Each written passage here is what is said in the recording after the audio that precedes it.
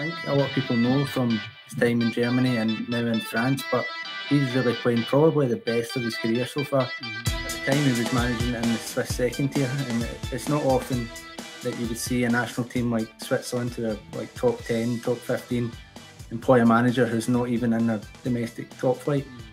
But then we've got Brazil and Serbia, who we played 4 years ago, so it's a very familiar group to us. And I would even argue that Brazil, as much as they're usually always good, they're probably better than they were 4 years ago. Heading into their 5th consecutive World Cup, and with a history of upsetting the big boys and even eventual winners, the Nati will be looking to really take this team to the potential they've been threatening for years. It will, of course, help that they've now got the world's greatest attacking midfielder in Granit Xhaka to go alongside the always incredible Jan Sommer. And here to talk all things Swiss national team with me is Craig King, journalist for BBC and Sky Sports, as well as the admin for the FC Basel Twitter page. Craig, welcome to the show. How are you doing, mate? I'm good. Thanks for having me on again. Yeah, not a problem. Really excited to talk to you and learn all things Swiss national team. I feel like in past tournaments, they've really done quite a lot to... they've pulled off a lot of upsets, and their squad's always slightly underrated. What do you think? Yeah, I would totally agree with that. I think for a while now, they've been very consistent, always reaching the last 16 at the very least. And I think they go under the radar quite a lot for some reason. Even at Euro 2022, the pundits like Gary Neville and people like that were basically saying that Switzerland just turn up, qualify from the group, and then don't really do anything. But they've been one of the more surprising teams for a while. So it's obviously not a surprise to me to see them do this, but it always seems to creep up on people for some reason. Yeah, I think, especially as you said, in the Euros, they got that huge result against the French, right? That incredible comeback made that poor Swiss guy a meme with his reactions. And of course, they beat Spain in 2010 as well, right? Before they went on to win the tournament. How excited are people about this Swiss team? There are a lot of players as you look through the list that are like Zakaria and Granit Xhaka, Jan Sommer. There's a lot of players that people know, right? Oh yeah, I think some of those that you mentioned are well known. They've been with the team for many years now, like Shaqiri and Xhaka, Sommer, all those guys that have kind of formed a nucleus of the team that has been so consistent for so long. So you've got that kind of core group that's really important to everything that the team's doing. But then you've got other players coming through now. You've got Noah Okafor, who plays for Salzburg, who's impressed in the Champions League this season. He's really coming into his own for the team. Breel Mbolo as well, who I think a lot of people know from his time in Germany and now in France, but he's really playing probably the best of his career so far, both at club level, and he's really producing for the national team as well. So that's good to see, because we've always felt he had that potential, but he's not necessarily showed it with injuries and whatever else. But yeah, he's another player that I think will have a big tournament for us. And that's the exciting thing for me mostly, is that all these core players are getting older, guys like Xhaka and Sommer, and you would normally worry that once they retire, that your next generation might not be as good, but it seems like there's a lot of promising players coming through as well to carry that on. Very nice. Yeah, well, that's it. There are a lot of there's some new names appearing. So to start with, we'll go with how was Switzerland's qualification campaign? How comfortable or uncomfortable was it? It certainly looks quite comfortable, because we've finished a couple of points ahead of Italy and we only conceded 2 goals and we were unbeaten, but there was definitely some nervy moments in there. But that group as a whole, we had Italy, Northern Ireland, Lithuania and Bulgaria in it. So right away you're expecting second at the very least playoff. At the time, Italy were flying. I think it was 2020 when the draw was made. And it was quite a weird kind of scenario, because I don't know if this is always the case, but you had the kind of first half of that qualifying, and then you had a major tournament that had obviously been delayed. And then again, the second half, and we actually had 2 different managers in that time, because Vladimir Petkovic had left after the Euros that summer. So coming out of that Euros, you then had an Italy side that had been so good, but it then went on and won the European Championships and had this amazing unbeaten run. So it kind of got more ominous from there, and we'd still to play Italy 2 times, and we managed 2 draws. As I said, there was nervy moments in there. Jorginho missed 2 penalties that very easily could have changed those games. Jan Sommer made a fantastic save for one of those penalties. I think a lot of people talk about his technique, Jorginho's technique, and I think Jan Sommer kind of outsmarted him that time. And then the second one, he put over the bar, which was lucky for us, and that was massive to helping us achieve qualification. I think Italy helped us a lot with their draws, especially the one at the end against Northern Ireland. But the team were really fantastic, and I think that really kind of showed again, building on from the Euros where we put France out, that this team can compete with anyone. So to qualify automatically is a massive achievement. I don't think many people would have expected us to do that, and of course it avoided that playoff pitfall, and Italy fell down that, of course, against Macedonia. So that was a kind of sigh of relief to avoid that and qualify automatically. It was a big thing. Nice. Yeah, well, obviously I live in Italy, and I was watching those games as the whole world collapsed for the Italians around me. And I think, like, Switzerland, they just played incredibly well in those games against Italy and showed that, yeah, they're able to compete without a doubt. Nice. So as you said, Petkovic left, and now Murat Yakin is in charge. People will remember him from, he played alongside his brother at Ball, right? Yeah. How do Swiss fans feel about Murat Yakin, and what is his kind of footballing philosophy?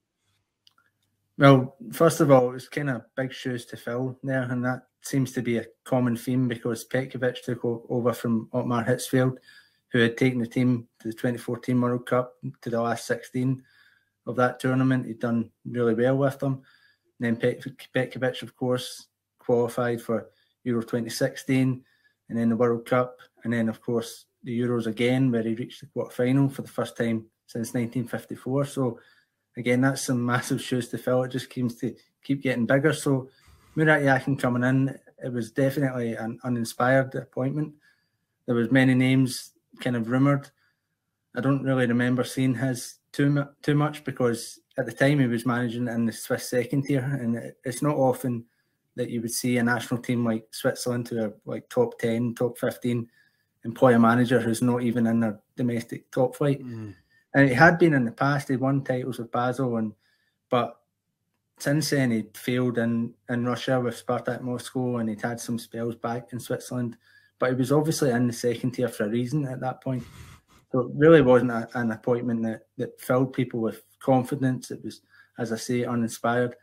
And a lot of people, I feel like, don't really know him as well. His brother is more famous, Hakan Yakin. He's always the one that... but yeah, he took over, and he made the team harder to beat. I think we've seen that in the qualifying campaign. Only 2 goals conceded. I don't know if that's a record for Switzerland, but I can imagine that's not happened for a long, long time.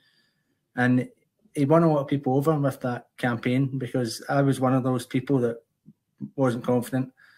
I think I just didn't really see why we were going for this guy when there was going to be other bigger names out there and it was really important to build on what we'd done at the Euros. So he definitely won me over as well. And apart from a shaky period in the start of the Nations League, I think it's been pretty good overall. I think that Nations League campaign had a lot of factors to it, injuries and 3 games in like 4 days or something like that. And yeah, and even then we came through that and beat Spain to avoid relegation. So he's definitely got a lot of credit heading into this World Cup, and I think that he's surpassed my expectations anyway, and hopefully he can continue to do that. Very nice. Nice. So the next question is, who are the players? We talked about the players that people know within the Switzerland squad, right? Your Granit Xhakas, etc. Who are the players that you expect people to know about after the tournament? Who's going to have that breakout tournament for Switzerland? Well, I think Noah Okafor is one of those that I mentioned before. He's a really exciting player. I think his future's really, really bright, both at club level and with the national team. Again, Mbolo is one of those players that I think people know, but he's going to really be on that next level for Switzerland, because I believe that he'll be the starting striker, because our other strikers aren't in particularly good form and we don't have a lot of depth in that area.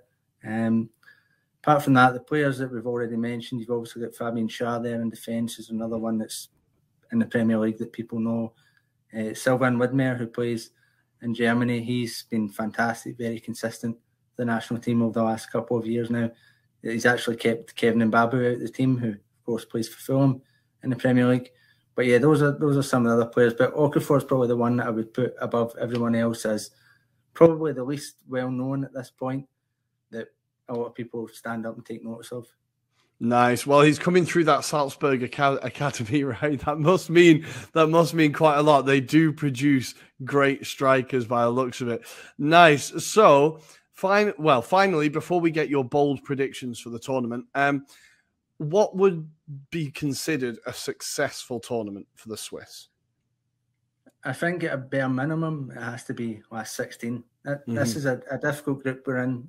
It's actually funny because when the draw was made, you're hoping for some exciting games and maybe teams you've not played before. And we've got that in Cameroon. But then we've got Brazil and Serbia, who we played 4 years ago. So it's a very familiar group for us. And I would even argue that Brazil, as much as they're usually always good, they're probably better than they were 4 years ago. And Serbia too seem to have improved, especially attack-wise. I feel like I read about their strikers scoring every weekend in their respective league. So I think it's going to be harder than it was in 2018 when we were unbeaten against those two teams. But they definitely have the potential to get out of this group like they did then. I think everyone assumes, and is right to assume, that Brazil will top that group. I don't see us springing any surprise on them. So second place, it's achievable. I think that's the bare minimum thing that we want to achieve. And then after that, I always say it's the luck of the draw. Okay. Obviously, when you play a team like France, like we did in the Euros, you're expecting to go out. So if that happens again, I don't know if we would manage to pull off such a big result.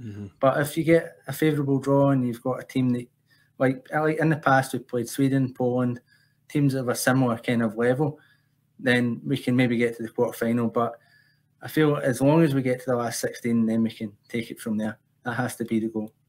Very nice. That is an incredibly difficult group. I've had a lot of people on the series of videos we've done. They've kind of picked Serbia as their dark horse and been like, they are a team that to be scared of. So I think, it's going to be a really, really entertaining group, hopefully. So, Craig, it's time for your bold predictions. And we're going to start with, which team do you expect to lift the trophy come the end of the tournament? Well, I've kind of been stuck between two, but I've settled on Brazil over the last couple of days. And Argentina was the other one. But I think Brazil, from what I've seen, I've not watched them a lot, admittedly, but there's not really many teams in Europe that I'm looking at that seem to be firing on all cylinders. So Brazil seem to be they have a strong defence, strong attack, strong everywhere, really. And I think they can win it if they play to their best. Although ideally, I don't want them really to hit top form until after the group stage. They can start slowly, then they can go, right? That's how we want it. Nice. Next, which player do you expect to pick up the golden boot? I would probably say Mbappe for that one. France, having looked at all the groups, France are in there with Denmark, which will be a tricky game, but they've also got Tunisia and Australia, and I think those sorts of games, they could rack up heavy score lines, and Mbappe's normally there or thereabouts with that sort of thing. So I think he'll get quite a few goals in that group stage, and then you would expect France to go quite deep in the tournament as well. So I'll go for him. Very nice. Which player do you think will get player of the tournament? Of course, it was Modric last time. Which player do you expect to pick it up this time? I'm going to go with Messi this time. I think it's I think Argentina will do well. As I mentioned, they were one of the teams that I thought could have a chance of winning. And it will be his last World Cup. So I think it's kind of set up for him to have one of those really fantastic tournaments. And I hope that he does for that kind of send-off. But yeah, he'll be my pick there. Nice. Okay. The penultimate prediction. Which team do you think is the biggest dark horse of the tournament? Who's going to be the biggest surprise? There's a few here as well, you could say. I'm not going to say Switzerland, although that for me is one that I would hope that other people would say as well. I think Denmark, they've looked good over the last few years. The Euros, they were great. And I think they can cause a lot of problems. They should get out of their group, and I think they'll be a tough ask for anyone. And I'll say Serbia as well, although, again, I hope that doesn't come. to fruition, because if it does, then that's bad news for us. But yeah, they're another one that has a lot of really good attacking players and midfielders. I'm not sure about their defence, but yeah, if everything clicks for them, then they could have a good tournament too. Beautiful. And last question, with your head, not your heart, where do you think Switzerland will finish in the tournament? I'm going to say last 16. I think definitely can get out of the group. Not going to be easy. And I'm hopeful then that a good draw means we can go further. But last 16, we've been so consistent with that. And that is a good achievement regardless. I think we've got a team that can compete with anyone, but it all depends on things like draws and whatever else. As long as we get out of the group and see what happens, and that's good. But yeah, last 16. Very nice. Perfect. Well, Craig, thanks for coming on to the show. I really enjoyed that. I'm excited to see Jan Sommer. And every time I see him in a tournament, I'm like, this guy is incredible. I'm really excited to see him. So for our viewers and listeners, if they want to find your stuff online, they want to see your content, where can they find you? Yeah, so they can follow me on Twitter at FootballSwissEN. And also if you want to follow Basil's account as well, then you can go to FC_Basel_EN. Beautiful. Thank you. Well, viewers, as always, down here somewhere, you will see a like and subscribe button. Please smash both of them and keep your eye out for the rest of our World Cup Preview Nation videos. We are trying to get all 32. You'll be able to see whether he did it or not. And as always, guys, we will see you next time. Thanks again, Craig. No worries. Thanks for having me on.